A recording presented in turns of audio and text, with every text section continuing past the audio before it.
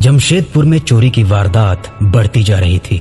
ये चोरी किसी के घर में नहीं, बल्कि बाजार, सड़क, गली, मोहल्ले, इन जगहों पे घूमने वाले लोगों की जेबों से उनके पर्स के गायब होने की थी।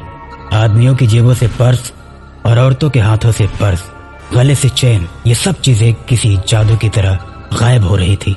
चारों तरफ हल्ला मच चुका था कि ये सारे चोर कुबड़े हैं। पुलिस कुबड़े चोरों को ढूंढ ढूंढ कर परेशान हो चुकी थी।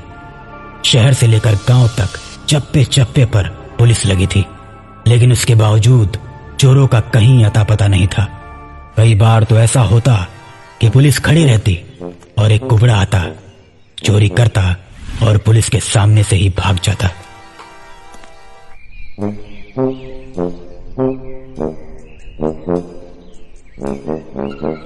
कुबड़े चोर चारों तरफ आतंक फैला चुके थे। जिधर देखो उधर अफरा तफरी का माहौल था। जब लाख कोशिश के बाद भी चोर पकड़ में नहीं आए, तो आखिरकार परेशान होकर इंस्पेक्टर ने सभी पुलिस वालों की मीटिंग बुलाई। चारों तरफ चोरों का आतंक फैलता जा रहा है।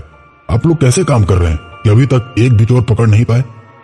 या तो आप लोग ईमानदारी से काम नहीं कर रहे हैं, या फिर चोर बहुत चालाक है जो चोरी करके भूत की तरह गायब हो जाता है। अगर आप लोग नहीं कुछ कर सकते तो बता दीजिए, फिर मैं आप लोगों के खिलाफ कुछ करता हूं।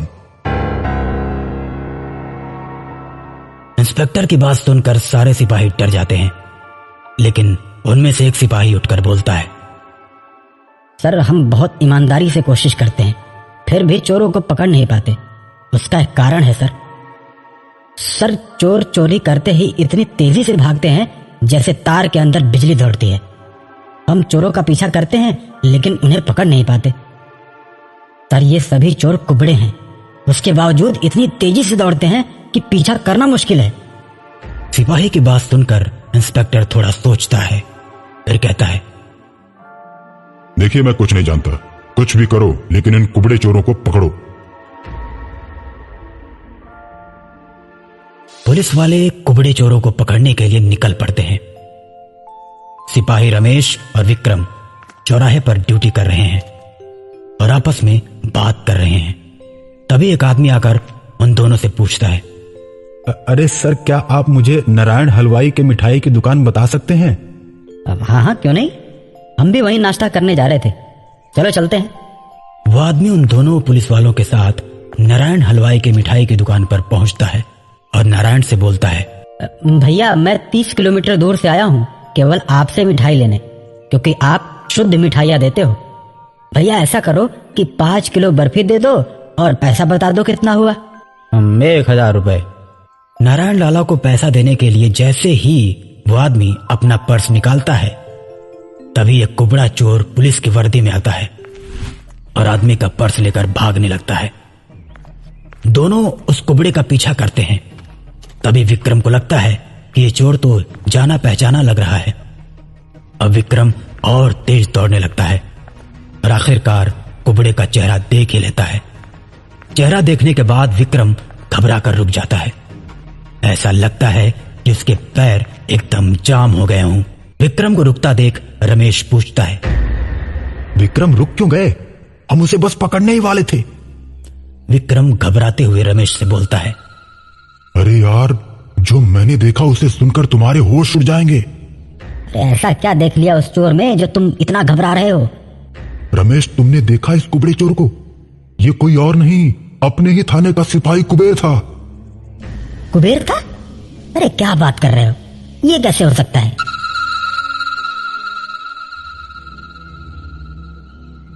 ये तो कुबड़ा था और कुबेर तो बिल्कुल ठीक है।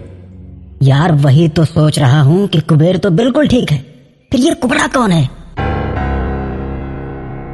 इस बात को लेकर दोनों परेशान हो जाते हैं। रमेश विक्रम से बोलता है, विक्रम, चलो चलो थाने चलते हैं, वहीं सच्चाई का पता चलेगा कि ये कुबड़ा कुबेर ही था या कोई और। दोनों सिपाही थाने पहुंचते हैं और थाना इंचार्ज को सारी घटना बताते हैं। फिर कुबेर के बारे में पता करते हैं, लेकिन जब मालूम होता है कि कुबेर थाने में नहीं है, तो दोनों को मामला कुछ कुछ गड़बड़ लगने लगता है। फिर रमेश विक्रम से बोलता है, विक्रम, ये किसी तांत्रिक का काम लगता है मुझे तो। हमें किसी बड़े तांत्रिक के पास जाना होगा, वही इसका हल निकाल सकते हैं। सही कहते हो रमेश, जितना जल्दी हो सके हमें तांत्रिक के पास जाना ही होगा। दोनों सिपाही तांत्रिक के पास जाते हैं। सारी बात सुनने के बाद तांत्रिक ध्यान में बैठ जाता है और थोड़ी देर के बाद आंखें खोलता है, फिर बोलता है, अच्छा तो ये बात है, वो कुबड़ा लोगों को गुलाम बनाकर अपना काम करवाता है। रमेश और विक्रम तांत्रिक की बात को समझ नहीं पाते, फिर उससे पूछते हैं, अब क्या हुआ बाबा, कुछ दिखा आपको? तुम्हारा कुबेर अब तो कुबड़े तांत्रिक के वश में है। बहुत सारे लड़कों को इसने अपने वश में कर रखा है। उन सभी पर काला जादू करके कुबड़ा बनाता है और फिर उनसे चोरियां करवाता है। तांत्रिक की बात सुनकर विक्रम सिपाही बोलता है, बाबा हम उस कुबड़े तांत्रिक तक पहुंच कैसे सकते हैं, ये बताइए। एक बार फिर तांत्रिक ध्यान लगाता है और कुबड़े तांत्रिक की गुफा का पता लगाकर बोलता है, मैंने पता लगा लिया है, चलो मेरे साथ उस कुबड़े तांत्रिक का खेल खत्म करते हैं। तांत्रिक और दोनों सिपाही एक साथ कुबड़े तांत्रिक की गुफा की तरफ जाते हैं।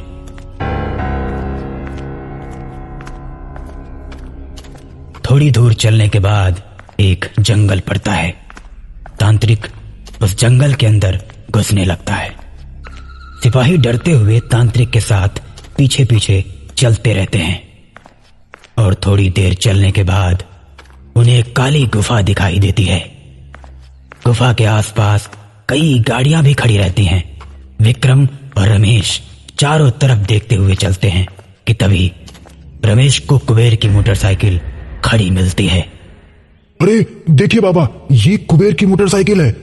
अब तो पक्का हो गया कि कुबेर यहीं पर है। उसके बाद तीनों गुफा के अंदर जाते हैं। गुफा के अंदर जाते ही उन्हें बहुत से कुबड़े दिखाई देते हैं जो एक जगह पर चुपचाप बैठे हुए हैं बिना हिले डुले।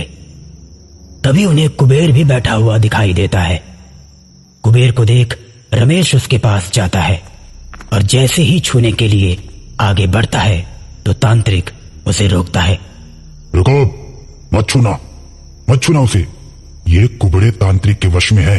तुम्हारे छूते ही कुबड़े तांत्रिक को पता चल जाएगा और वो इन सब गुलाम कुबड़ों को मार देगा। तांत्रिक की बात सुनकर रमेश पीछे हट जाता है। फिर तीनों गुफा के और अंदर जाते हैं तो देखते हैं कि कुबड़े तांत्रिक के पास बहुत से गुड्डे रखे हुए हैं और वो एक गुड्डे में सुई चुभो रहा है। ये देख तांत्रिक समझ जाता है कि कुबड़ा तांत्रिक आखिर कर क्या रहा है।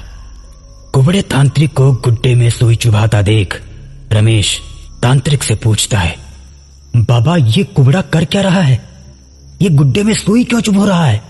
ये कुबड़ा तांत्रिक किसी और लड़के को वश में कर रहा है। ये कुबड़ा जिसको भी वश में करना चाहता है उसके नाम का गुड्डा बनाकर उसमें सुई चुभो देता है और उसे अपने बस में कर लेता है। लेकिन अब मैं इसे किसी को बस में करने नहीं दूंगा। तांत्रिक बाबा कुबड़े तांत्रिक के सामने जाकर बोलते हैं, ए कुबड़े, इन सबको छोड़ दे, नहीं तो तुझे जलाकर भस्म कर दूंगा।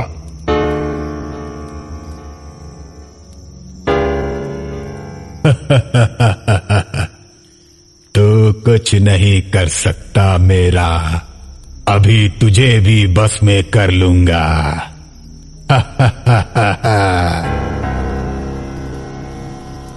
कुबड़े की बात सुनकर तांत्रिक बाबा गुस्से से भर जाते हैं और कमंडल से जल लेकर कुबड़े के ऊपर फेंकते हैं, जिससे कुबड़ा तांत्रिक रस्सी से बंध जाता है और जोर जोर से कराहने लगता है।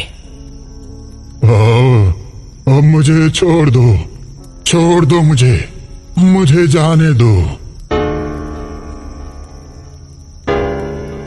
छोड़ दूंगा, पहले ये बता कि लोगों को बस में करके तू चोरी क्यों करवाता है उनसे। फिर कुबड़ा तांत्रिक कराहते हुए अपनी कहानी बताता है।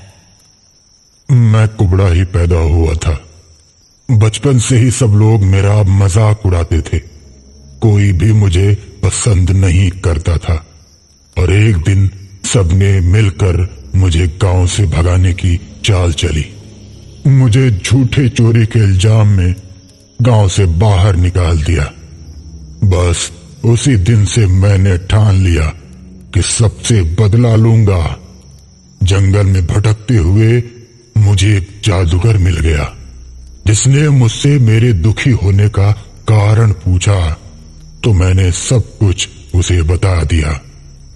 उसके बाद वो जादूगर मुझे इस गुफा में लेकर आया और सारे तंत्र मंत्र सिखाकर बहुत बड़ा तांत्रिक बना दिया। इसीलिए मैं सबको बस में करके उनसे चोरी करवाता हूँ और खूब पैसे कमाता हूँ।